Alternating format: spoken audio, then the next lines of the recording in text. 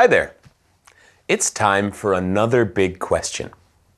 How do we know what happened long ago? I went on an archaeological dig this morning. It was great. I really enjoy looking for things from history. I like finding old objects and examining them to find out more about the past.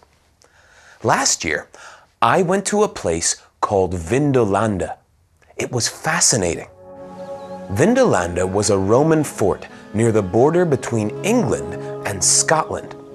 There were ruins here for centuries, but it wasn't until 1814 that people started to excavate the site. They discovered these old foundations and realized that this was a large Roman fort. Soon, many archaeologists arrived. They searched for old objects so they could study them and find out more about the site.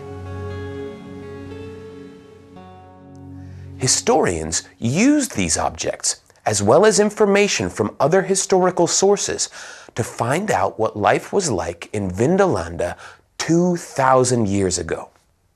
We now know there was an old wooden fort there. There was a little village too. Soldiers lived in the fort, and other people lived in the village. They even had a bathhouse. Today, you can walk around the ruins at Vindolanda.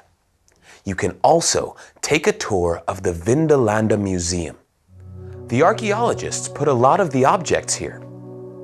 From these objects, we know the kinds of clothes people wore, the tools they used, and the jewelry they made.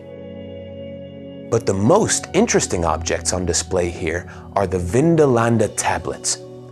These are letters that people wrote around 2,000 years ago. They are all in Latin, an ancient language that people don't speak anymore. Some are official documents, some are personal messages, and one is even an invitation to a party.